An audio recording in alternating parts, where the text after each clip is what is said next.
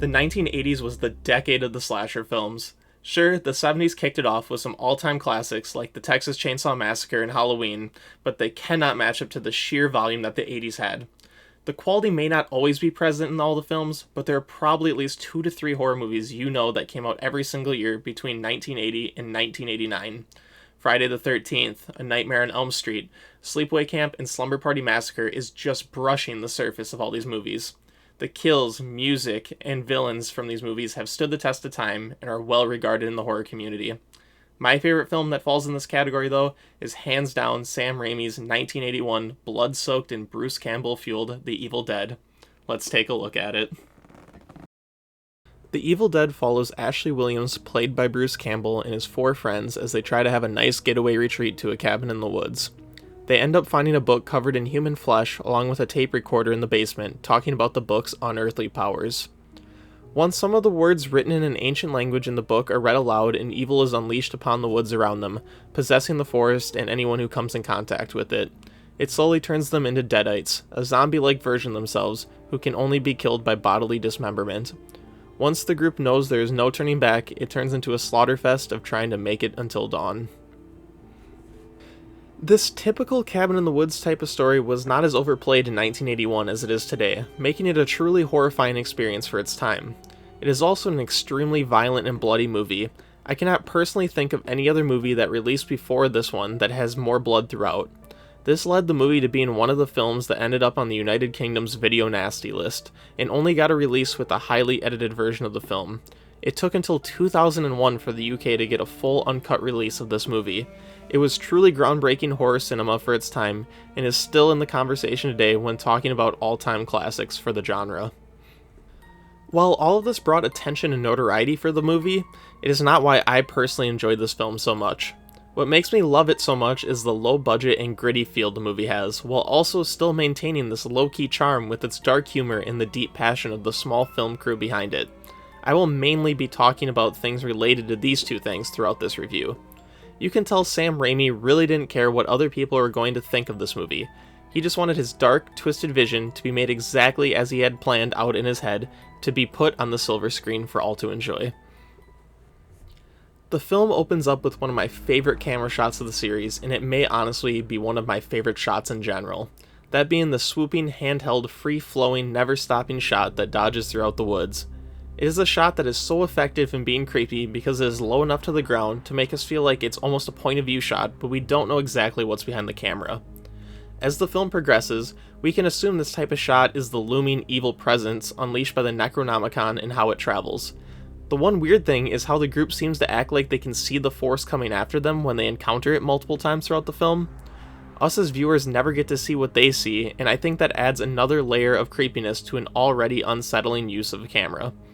I also enjoy how there are other more steady shots at different points of the film that we can also presume is the force hovering around the cabin's windows.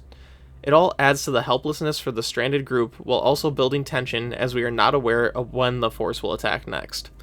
I always took this filming approach as paying respect to POV shots in Black Christmas and possibly Halloween, but the swooping camera motions paired with the audience never knowing what this presence is in The Evil Dead always made it a more bone-chilling experience for me.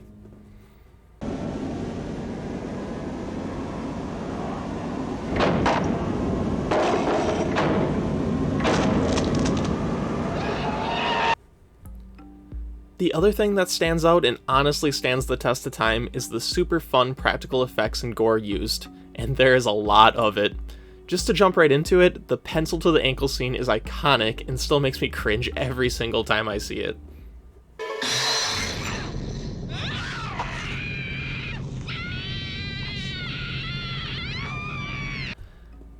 I feel the rubbery fake look of the skin makes me shudder even more than if it was done realistically. This way just makes it look so much more painful. Tom Sullivan, who would go on to work with Sam Raimi for the rest of the trilogy, and the rest of the makeup department deserve a lot of credit for the work they did on such a limited budget for this movie.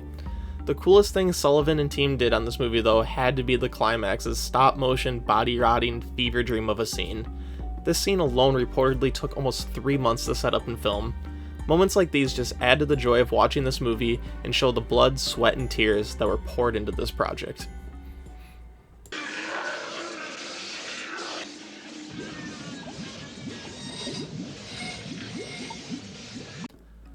Although I can't find any solid evidence to support this thought, I feel this movie had to be in the top 5 movies with the most amount of fake blood used when it was released in the 80s. I mean, the film did get an NC-17 rating due to substantial graphic horror, violence, and gore. Even if it wasn't, at least the 2013 remake of the movie with the same name, Evil Dead, is in discussion, with It Chapter 2 and Brain Dead for being the all-time bloodiest horror movies. But beyond the blood, the makeup in this movie is super fun, even if it isn't the most realistic looking. Ash's girlfriend Linda, once turned into a deadite, is a character that has been burned into my head since seeing this film for the first time. Her blue eyebrows and glossy white eyes, paired with Betsy Baker's maniacal laughter, is one of the most unsettling moments for the film.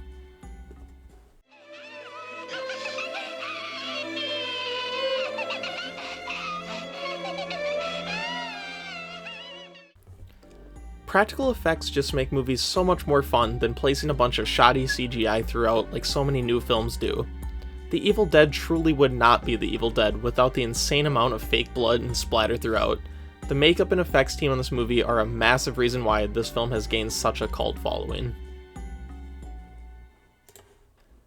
I think an overlooked part of this movie is the role Bruce Campbell plays. Today we mostly remember Campbell's role as Ash Williams being a loudmouth, sarcastic, chainsaw and boomstick wielding man that will go toe-to-toe with evil even if he isn't the most well-equipped for it. That stereotype of his character is mainly from all the sequels and spin-offs though. In this first movie, it is really hard to tell initially who our main character might be. All of the actors in the movie get a pretty equal amount of screen time throughout, and it really isn't made obvious to us that Ash will be the final survivor until we see everyone else turn into deadites. But even though he is the final survivor, that doesn't mean he was ever the hero. He was more timid in this movie and almost scared of what was happening to them.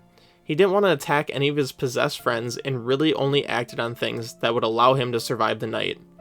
As I was rewatching the movie for this review, I really enjoyed this aspect of the movie. It also sets up Ash's backstory for the sequels, and his future craziness can be traced back to what happened to him that night at the cabin. He uses his loud mouth and no-fear approach to cope with all the wild stuff going on around him.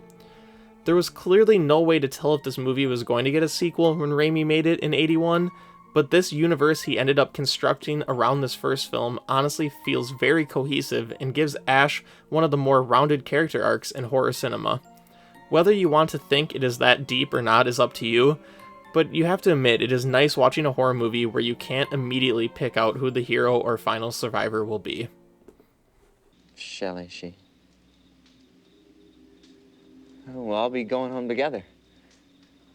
Wouldn't you like to be going home? Bet you'd like that, wouldn't you?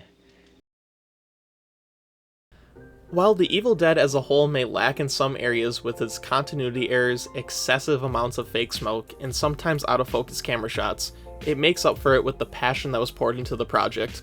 It truly is the quintessential, fun, gory horror movie just to kick back and enjoy. It was a film that sparked a cult following that allowed it to be turned into a trilogy, a TV show, a remake, and even video games. It is hard to sit down and talk about the history of horror without at least mentioning Sam Raimi and Bruce Campbell's names. It is crazy to think how movies that may have seemed small at the release can go on to make such a lasting impact on film as a whole. I'm very happy to say that The Evil Dead is my all-time favorite horror movie. Hey, I want to thank you for checking out my review of The Evil Dead. If you enjoyed it, subscribing to my channel, dropping a comment down below, and leaving a like would mean a lot to me. Also, if you want to follow me on social media, they will also be linked in the description down below. Have a good one, everybody.